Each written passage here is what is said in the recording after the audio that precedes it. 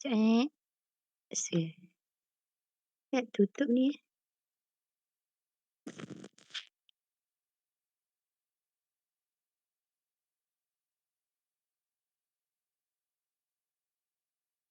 Nampak box tak?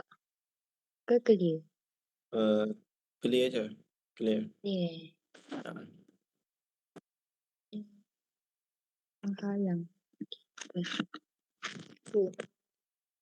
So we start first with the definition. So ECG is a recording of the electrical impulses generated in the heart to initiate the contraction of our cardiac muscle. So as we all know, there are three components of ECG like P wave, QRS complex, and T wave. So for P wave, it is you can refer to the table over there. For the P wave, it corresponds to the atrial depolarization. For QRS complex corresponds to the ventricular depolarization, and T wave corresponds to the repolarization of the ventricle. So each of these waves actually have a difference in duration and height, which I think quite important for us to know, so that if we know the normal duration and normal height, barulah kita boleh, only then we can know the pathological. For example, you can see the QRS interval. For QRS interval, the duration is around 0.08 to 0.12 second, actually bukan 0.10. 0.08 to 0.12 second, or about the small box is 0.04 to 0.08, about two small box to three small box. So if duration more than that to indicate pathological, which will be explained more detail by Hidayah later.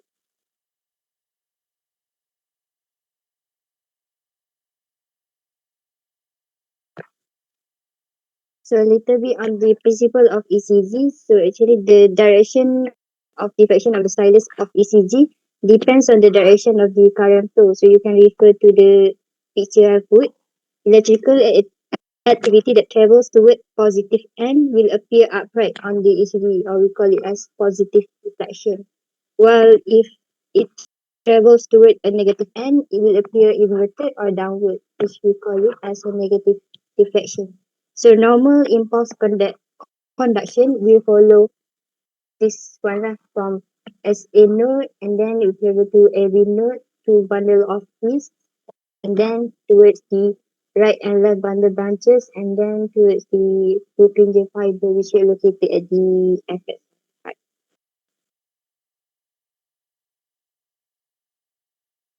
Next, regarding electrode placement, which are quite important also. So as we all know, there are 6 chest or precordial electrode, and also 4 limb electrode. So for to apply this 6 chest electrode, first you also can refer the table over here. For V1, we put it at for ICS at the right external border. For V2, for, for V2 at the for ICS at the left external border, and then we put V4 terus. V4 at the fifth ICS at the mid clavicular line, and then we put V3 in between V2 and V4.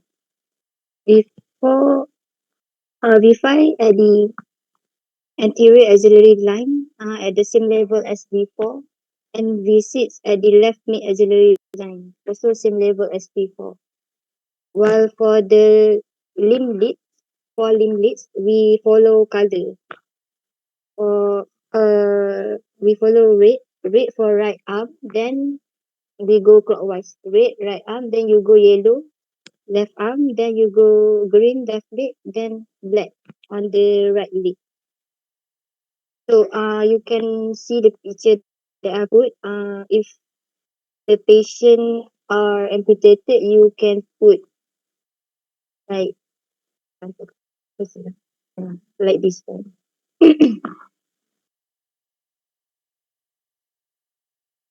So this the better view of the electrode placement, and this one can be found in our ward. This is self-adhesive ECG electrode.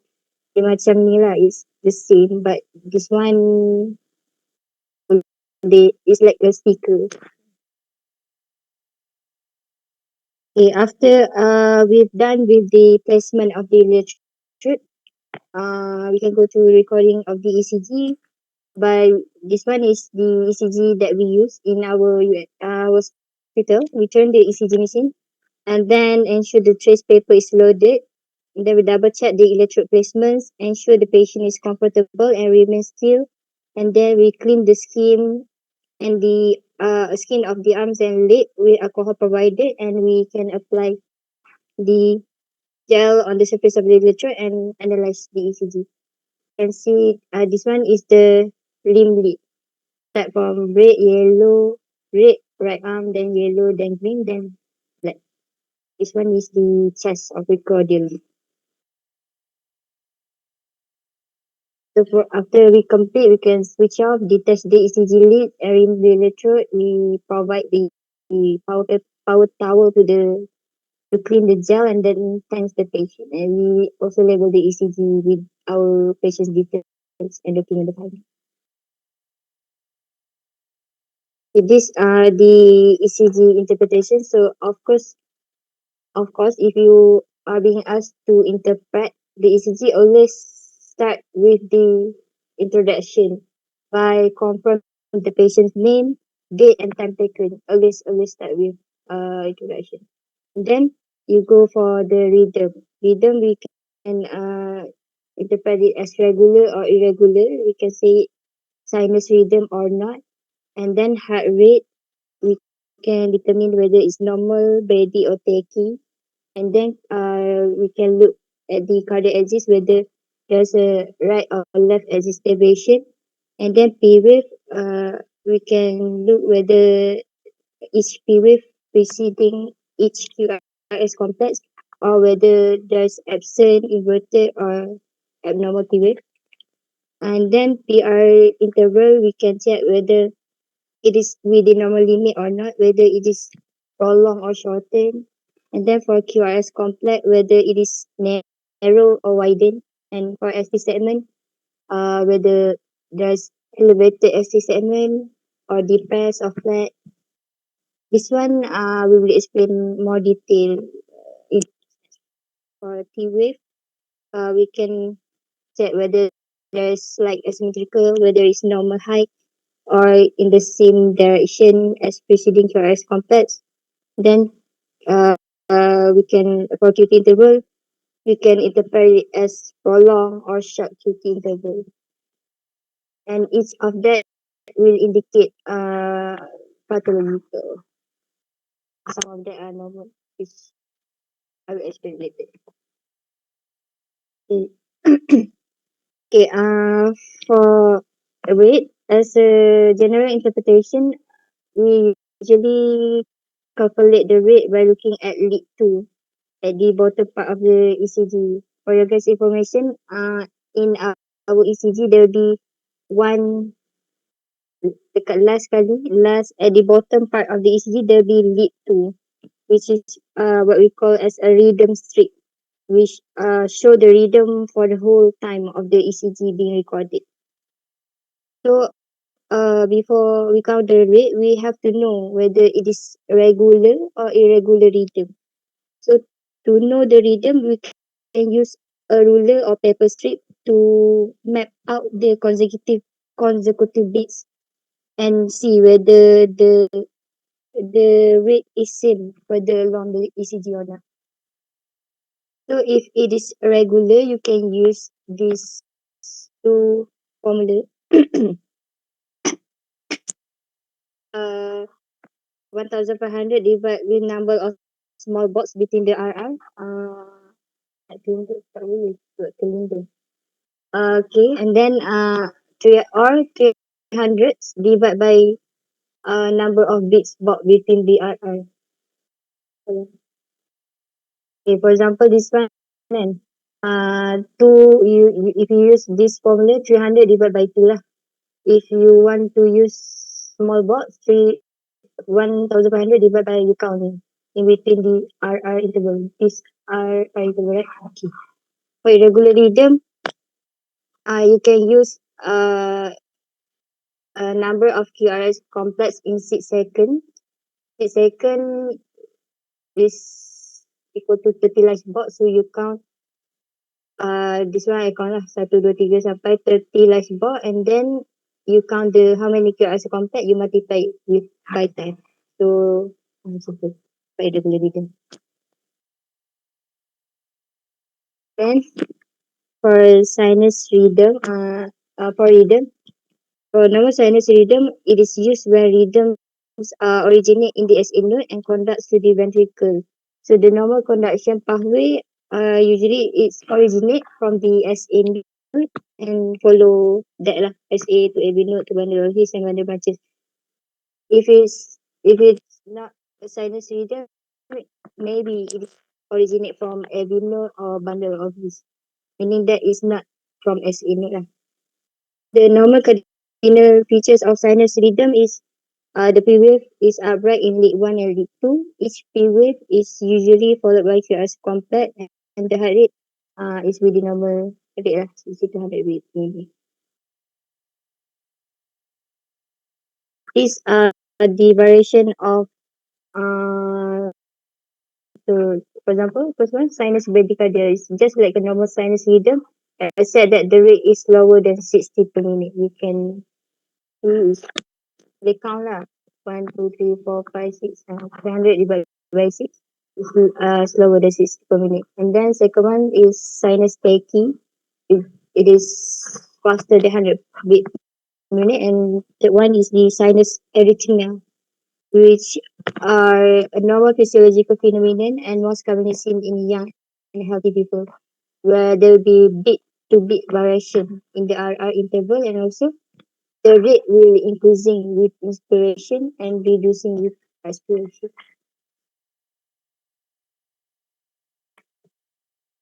And the one is the cardiac axis. So cardiac axis actually represents overall direction of the electrical activity as it spreads through the cardiac conduction system. Or in other words, it represents the net effect of all generated action potential within the heart. So you can refer to this picture. So in healthy individual, usually you expect that the cardiac axis will lie within this one between negative 30 to 90 degree. So if to know the cardiac axis, we will look at lead 1 and lead AVF. So if both positive, it's considered normal. If only lead 1 positive, it is possible left axis deviation. And only lead AVF positive, it is right axis deviation. And if both are negative, it is extreme axis deviation. And these are the list of causes of possible causes of right axis and left axis deviation. Okay. And this one is, I think, quite important also. These are the view. This is the view of our ECG, right? Lead 1 to 3. Each of the leads will describe a separate portion of our heart. This one is important to diagnose STEMI, yeah. STEMI, STEMI or non-STEMI. For example, if you see there is elevated ST segment in V1 and V2, and also elevated ST segment in V3, V4, so your diagnosis can be enteroseptal STEMI, like that. So the acronym that I use are this one: LISAL, lateral inferior, inferior, and this one is important for us to know because we want to know the exact location of the infarct. Yeah, this one I would like to call Hidayah to continue. Okay, so for PWIF, it represents the depolarization of right and left atrium and physiologically normally. Appearance shape dia is upright and rounded. Duration dia is about 0.06 to 1.12 second, which is equivalent to about 1 to 3 small boxes. Height is equivalent to about half of small boxes or uh, two half boxes. So basically, this is the normal series that you need to know, and the pathological series is firstly that we have absent series. Absent series, which means the rhythm is not sinus, and one of the causes is atrial fibrillation. Next thing we have pre-pulmonary ataupun right atrial enlargement. So basically for PVs, we just need to look at lead 2, and if normally kan dia maximum is 2.5 mm, which is equivalent to two and a half small boxes ataupun three small boxes. So if it is more than 2.5 mm at the uh, lead 2, you see the PVs is more than 2.5 mm at lead 2, it could be right atrial enlargement. The diagnosis is hypoxic valve stenosis. So next thing is left atrial enlargement. Kita tengok juga dekat lead tu, if we see there is a bicep camel hump as in the diagram, which is P wave is uh, more than 0.4 second, it is left atrial enlargement. Diffusion axis is mitral valve stenosis, aortic valve stenosis, and systemic hypertension.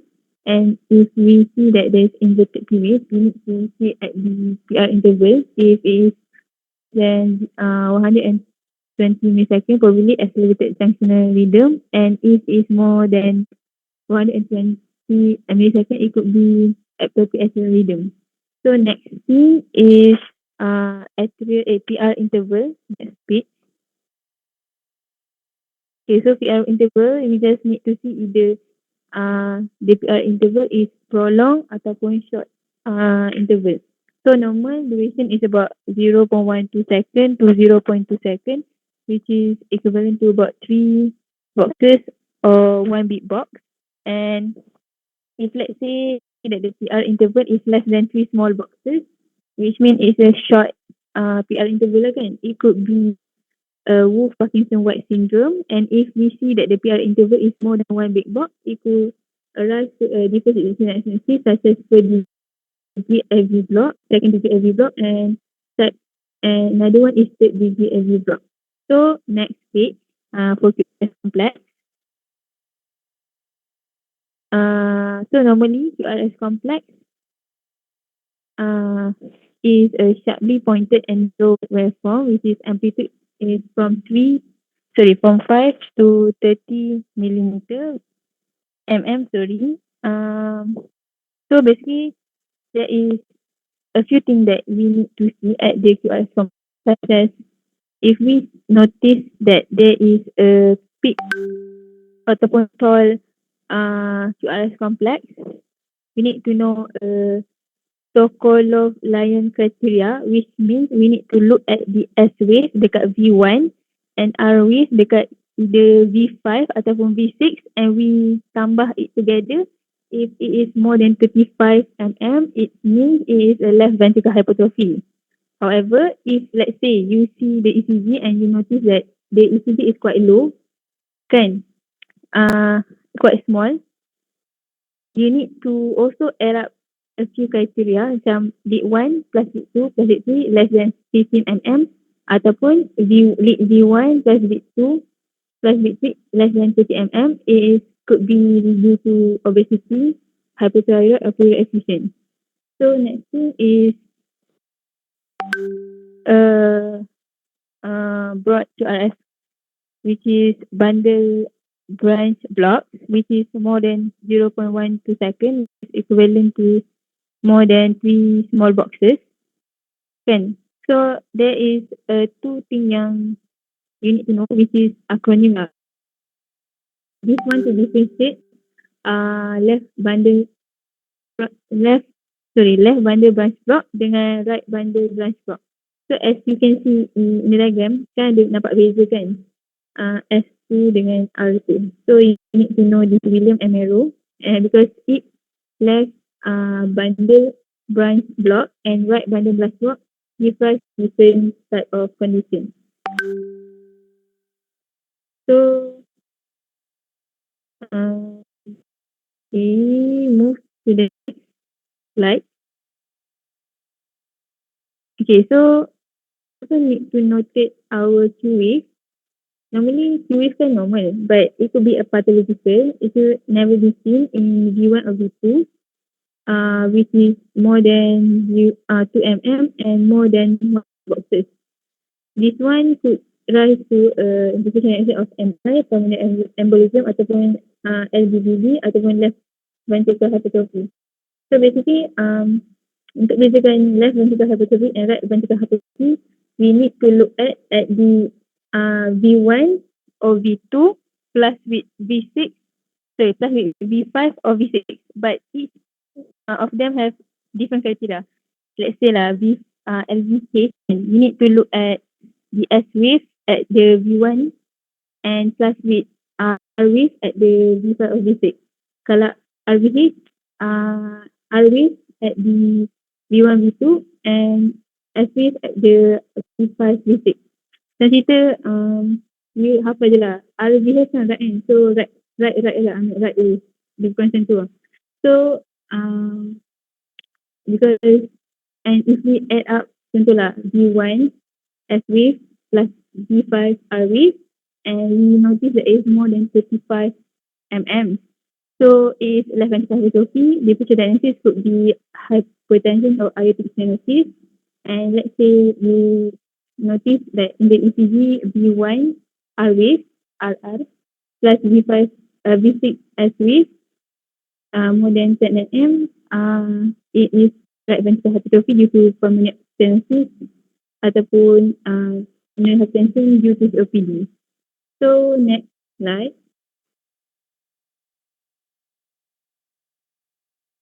Okay, so next slide is ST segment.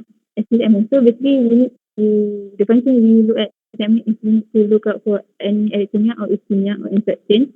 So basically there is macam criteria lah macam kat to say that this is ST segment elevation, which is for ST segment we need to notate 1 mm which is equivalent to 1 box in any two consanguinity, maksudnya yang tengok from the same side. Like let's say you take lateral side of the lateral lead, you need to take lateral lead juga. Tak boleh ambil lead yang lain. Okay. So except V2, V3 lah. Sebab V2, V3 dia kena more than 2 mm. So for ST depression, dia adalah more than 2.5 mm in any two consanguineous lead juga, which is let's say ambil lateral lah. Macam tu lah.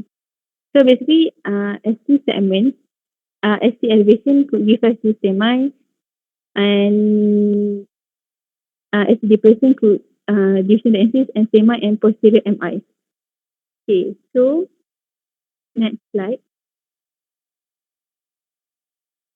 So basically, as you all notice, can ST segment normally is 0.08 to 0.12, which is equivalent to 2, 3, 2 and 3 small boxes. So basically, in order to diagnose STMI, we need to notate a in two chest lead with the elevation of more than 2 mm elevation and STE in two limb lead with a more than 1 mm elevation and two with more than 1 small boxes.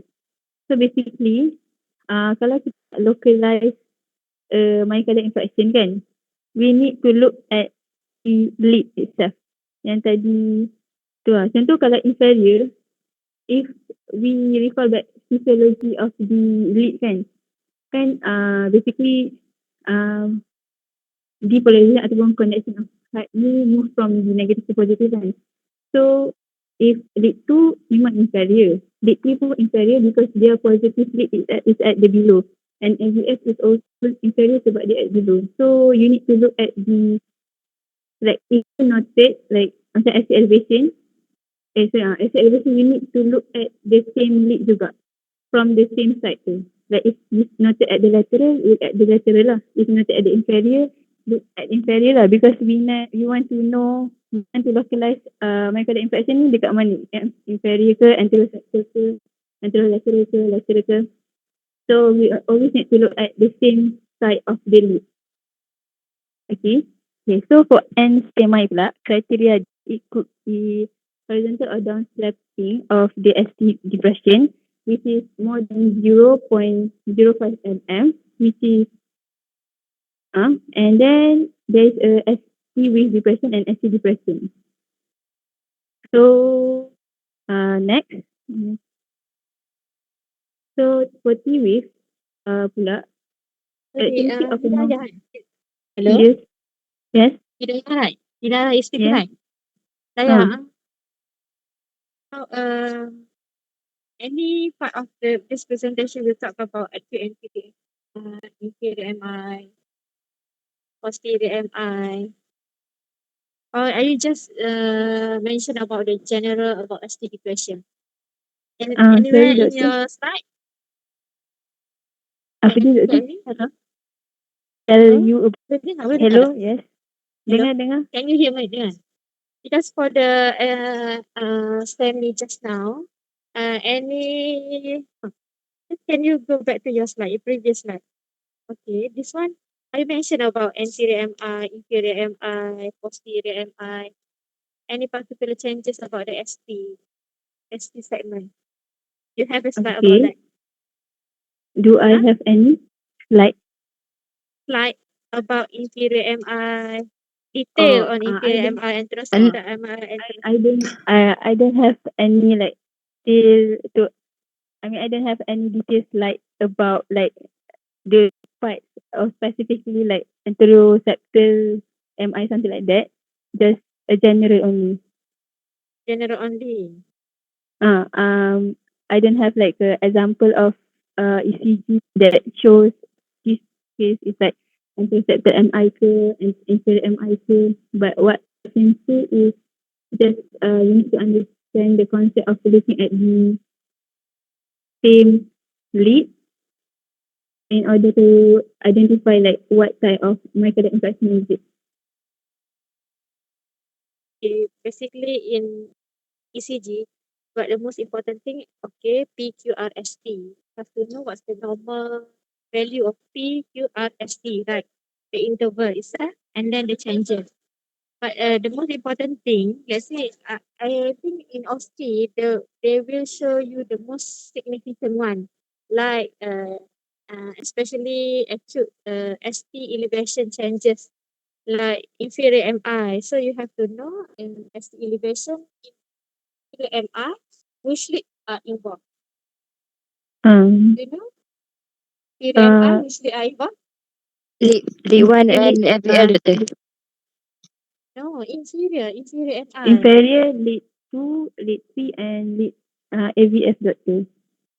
Yes, that's what is more important, I think. You have to Uh, talk about okay. inferior MI. The changes will be in lead 2, 3 ABF, and then any reciprocal changes. Like in inferior MI, ST elevation at inferior lead 2, 3 ABF with ST depression what at 1 and ABL. Okay. And then what are changes in anteroseptal MI? If anteroseptal, you need to get this chest lead, which is B1, B2, because that lah. Because the position of the B1, B2 is at the anteroseptal. At anterior, Yes. that's it. Because it view Anteroseptal, from yeah. the septum. Okay. Everyone can refer to the colorful table at the And right hand side, right? You yes, can see anteroseptal MR, the involved lead will be in V1 and V2. And then for anteroapical, okay, anterolateral, you know, anterolateral MI, the ST changer will be in V3, V4, V3, V4, and V5, V6. so And then maksudnya anterolateral tu we see from the anterior side and the lateral also lah. yes. Anterolateral, and then the lateral one AVL, V5, V6 also can put under lateral lah. Okay. ABL, 5 basic. This one is the most important thing. And then usually they will ask about reciprocal changes lah. Okay. Okay. Okay, next slide. Okay. How many slide about ECG do you have? Nada tu for T TV. inversion. Okay.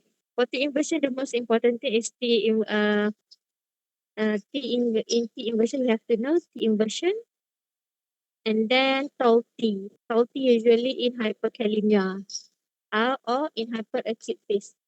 A hyperacute phase MI, it is very important when you see a patient in emergency department with hyperacute T, and then you have to do serial ECG. Sometimes the hyperactivity is the early changes of acute myocardial infarction.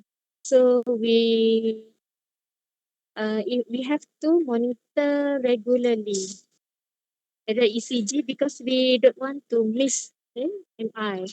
We don't want to be the next ECG will be already Q wave. We have to monitor regularly so that we can capture the ST elevation.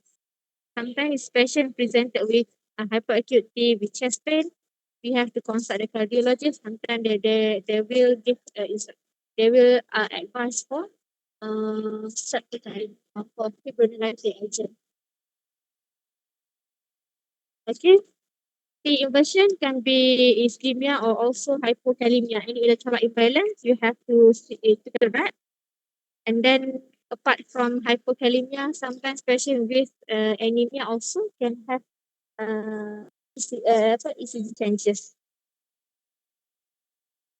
Okay, next one.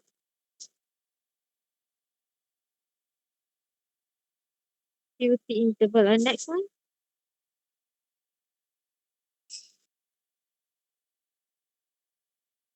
Okay, This this is all. just a summary, right? Mm. Yes. Okay, the integer, this is the most important thing lah. One more U wave. You mentioned about U wave. We did not put in this U wave usually full in hypokalemia. Hypokalemia usually patient will have U wave. Another extra wave. You have P, Q, R, S, T, U before another P. This one is extra wave lah.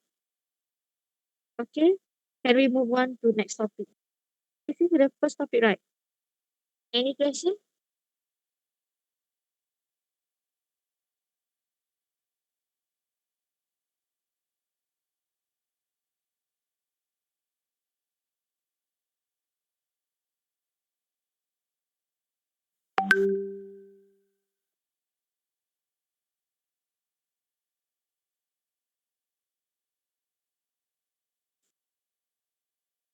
Next topic, what is the next topic?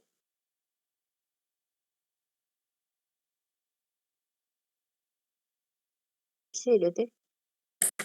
X-ray, Doctor, okay? chest X-ray. Chest X-ray. Can we finish at 3? If the chest X-ray session is longer, I think we only have ECG and chest X-ray today. Can? Okay, you may proceed with chest X-ray.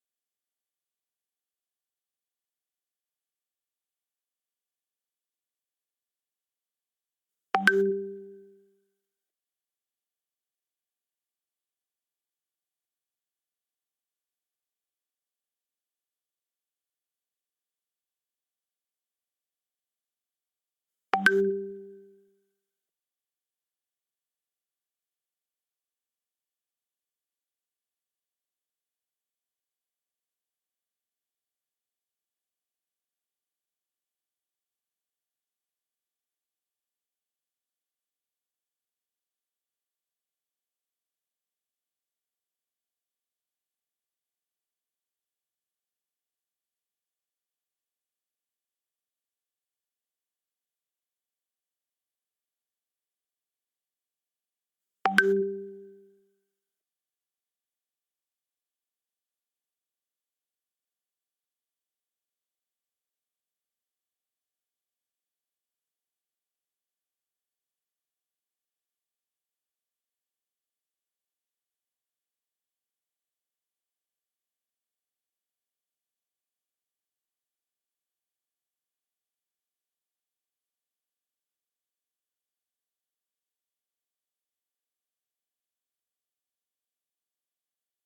you proceed with your second presentation? Cannot hear any.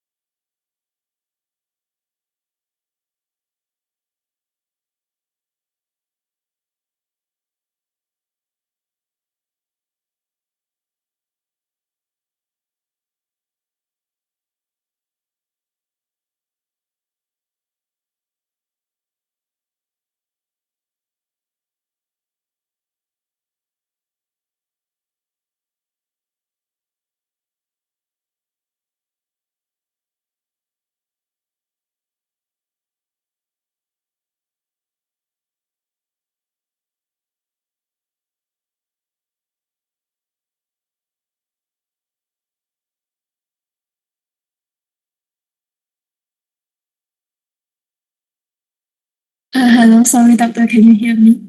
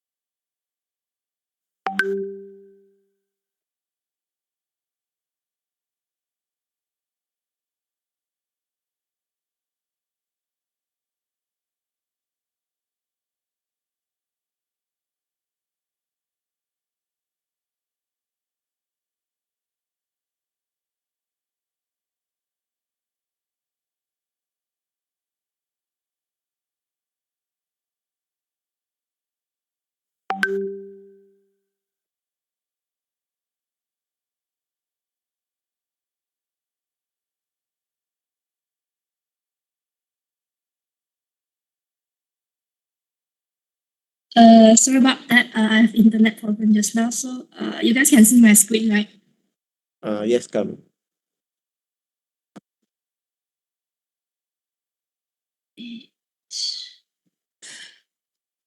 Okay, then I'll proceed now then. So I'm going to talk about chest X-ray.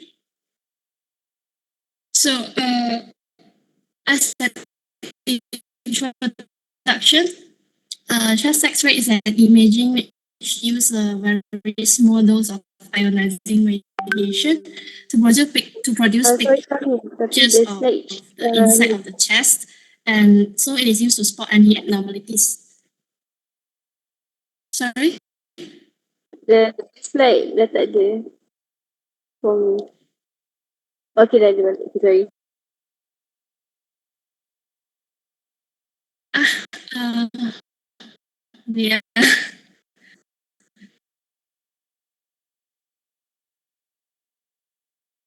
Now still don't have.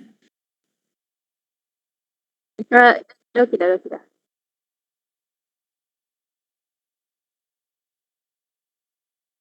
Okay, so dah okay kah?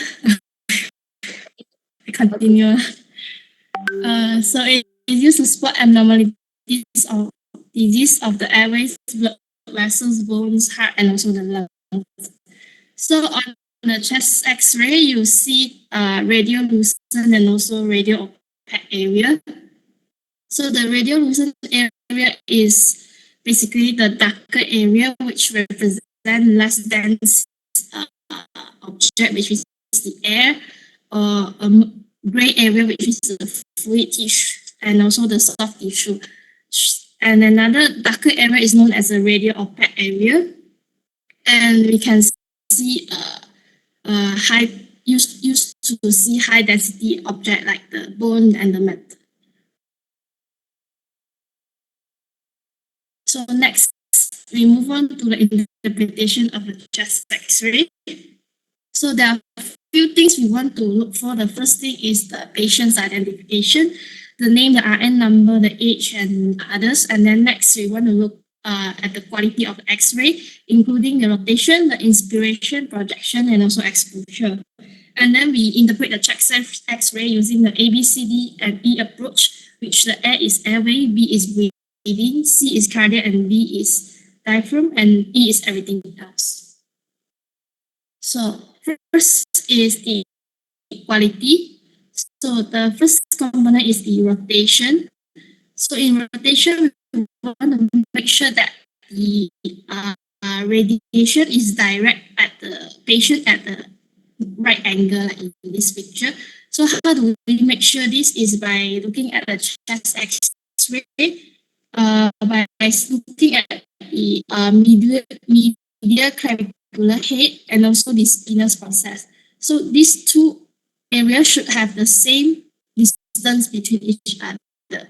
And the other thing is also we want to look for the spinous process is in vertical line. Next is inspiration. So for inspiration, we want to count the ribs. For anterior ribs, we will see 5 or 6 anterior ribs, while posterior rib there will be 9 posterior ribs. So like in this picture, for anterior rib 1, 2, 3, 4, and 5 is adequate, and then posterior rib is 1, 2, 3, 4, 5, 6, 7, 8, 9, and 10. And also we want to be able to see the costal phrenic angle. So next is the projection. So there are two views we can take for the chest X-ray. First is the PA view, posterior and anterior from the back to front, and then AP, which is from the front to the back. So how do we differentiate between the PA view and also the AP view? For PA view, the clavicle, you can see here, is over the lung fields, and for AP, it is above the lung apex. And for the scapula, it is in PA view is away from the lung fields, and for AP it is over the lung fields. And the ribs, we can see the posterior ribs more clearer in PA view, and while anterior ribs more clearer in AP view. And also last is the heart. So heart is relatively enlarged in the AP view. So if we want to determine the size of the heart, we can use the posterior anterior view. Next is the exposure. For exposure, with adequate exposure, we will see the vertebra behind the heart, and also we can trace the edges of the diaphragm. So next, we move on to interpretation using the ABCDE approach. So first is A, which is the airway. So in airway, first thing we want to see is the trachea. So for trachea, normally it should lie central or is slightly deviated to the right side, and then so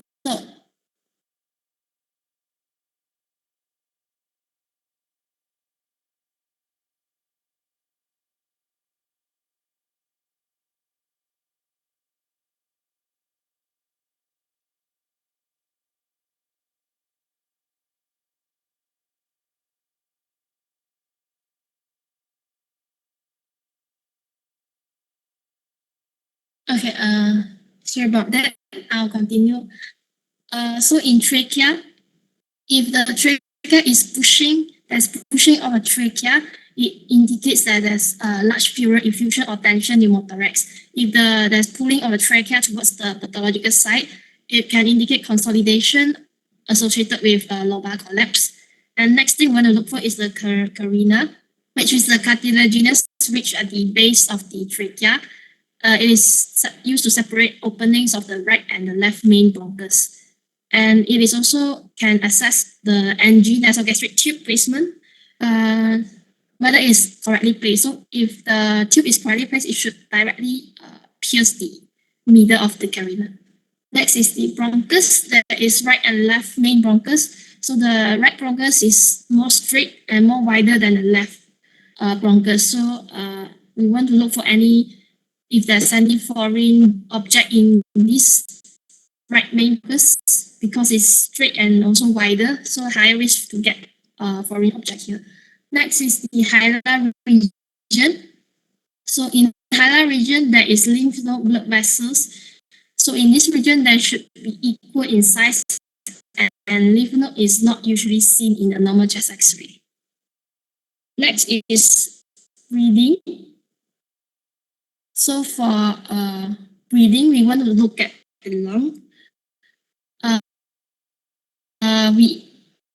For chest X-ray, we interpret the lung by zone, but not the node. So we divide the lung into upper zone, middle zone, and also the lower zone. And we want to compare each zone between the lungs if there's any asymmetry. And also in lung zone, if there's increased air space shadowing, it indicates consolidation or malignant lesion. There's complete absence of the lung markings. It can indicate the entire area is filled with air. Example is pneumothorax. Next is the pleura. It is not visible in a normal chest X-ray, and the lung should also extend all the way to the edges of the lung fields. And so this picture shows a lesion at this area. Next is C, the cardiac. So in this section, we want to look for the heart size. So make sure that in a less than 50% of the thoracic wide in PA view, but not in the AP view. And the next is look at the heart border. So the right border mainly consists of the right atrium, and the left border is the left ventricle. So this heart border can become difficult to distinguish from the lung field as a result of pathology of the lung.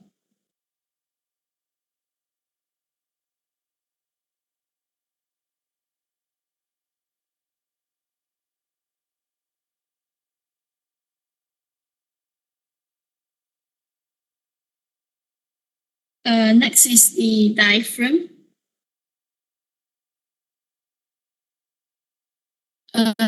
So for diaphragm, the right hemidiaphragm is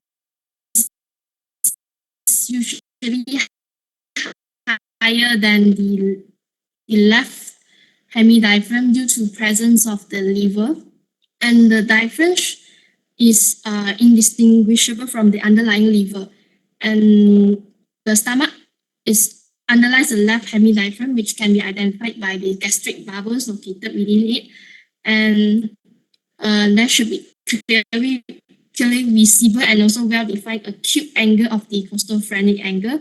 As you can see in this picture, that is reduced in the angle of the costophrenic angle, indicating that there's hyperinflated lung.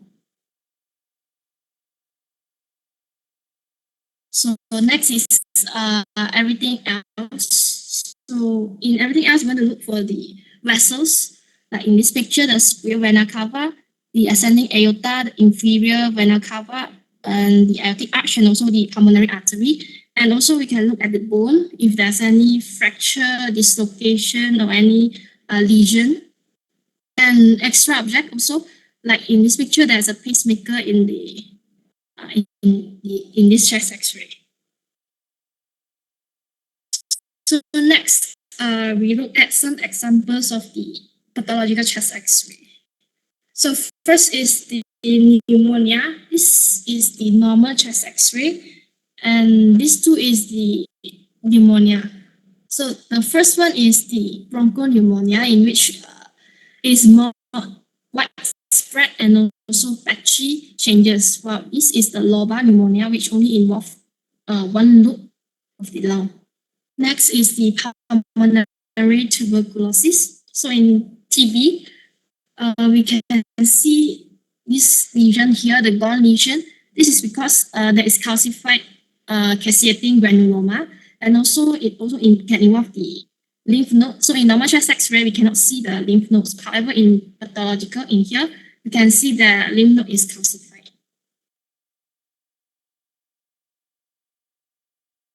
So next is the pneumothorax. So in pneumothorax, as you can see in the picture, this can compare between these two.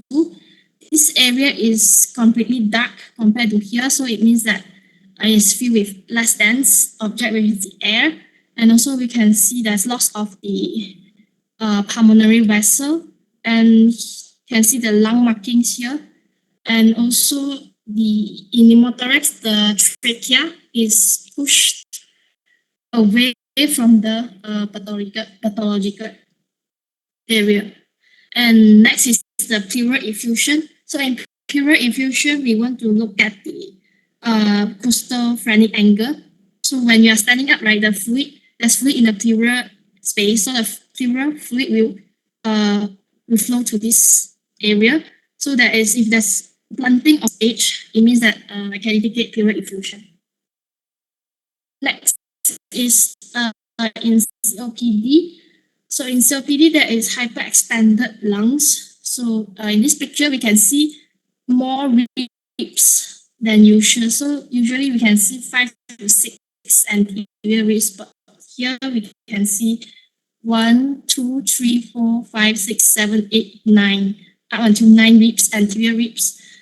And also there is this sign, you can see the inferior border of the heart due to the flattened hyperinflated lungs. And then next is the heart failure. So in heart failure, there is alveolar edema, and also the curly B lines is the horizontal line that extend to the pleura due to pulmonary edema. So it means due to pulmonary edema, there is more, you can see the interlobular septum more clearly. And also the cardiomegaly, the size of the heart is more than 50% of the thoracic wide, and pleural effusion, blunting of the coastal phrenic angle, and also dilated upper loop vessels. Yeah, I think that's all from me. Thank you.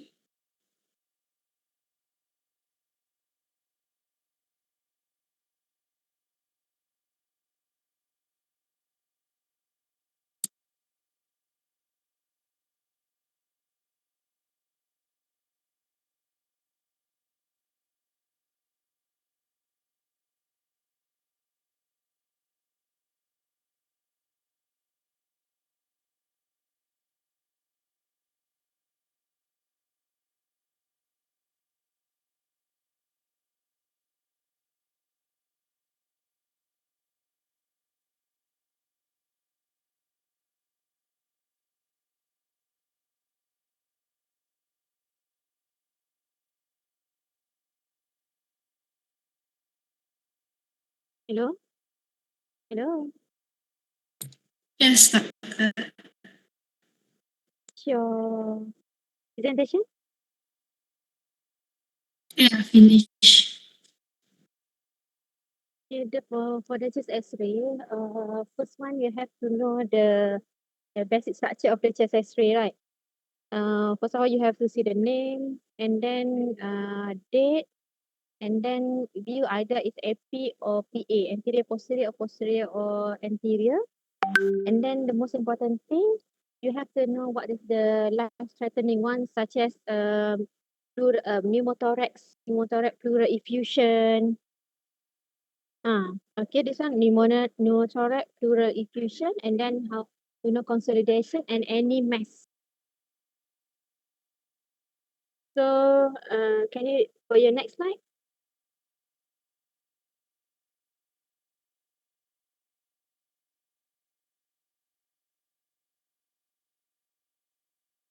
Next slide. Next, this one basically yeah, you have also to know how to measure cardiomegaly. Cardiomegaly more than 50%. You have the measurement of for cardiomegaly.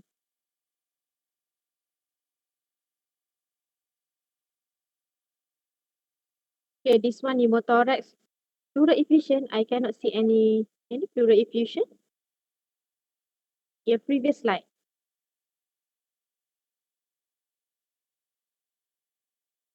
There's Pleural blood. effusion. Oh, this slide. You know what is the pleural effusion? Where is a pleural effusion? That's in the pleural space. In the pleural space in the fissure, not really. Maybe you can put a more significant one like pneumothorax. This one, you have a significant pneumothorax, right? And then it is and then for pneumothorax you have to see for the trachea either it is shifted away or not. Tension pneumothorax usually you can push the trachea away from the lesion. And then for pleural effusion as well, in the obvious one, you also have to check the trachea. If the massive pleural effusion, if it will push your trachea away, but it is only at lower zone, usually trachea will be still central. But this one not really obvious for me for pleural effusion. Okay, it's okay. Next one. This is and this is the last slide, right? So for the Yeah. COPD, usually patient will have hyperinflated lung, and then you can hear also any bronchi lah. The last one, heart failure. This one, pulmonary congestion lah. This one you can also remember about pulmonary edema. A, B, C, D, right? The mnemonic, I think in your Oxford, alveolar edema, curly B line, and then cardiomegaly and pleural effusion, and the latter upper loop vessel. Okay, I think that's all about the chest X-ray. Any question?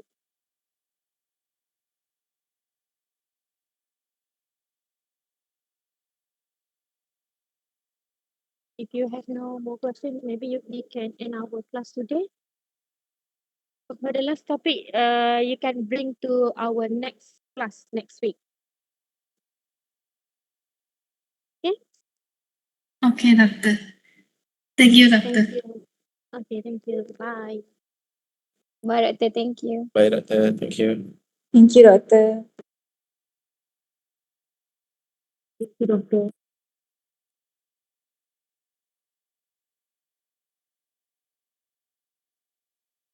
Thank you, Faris.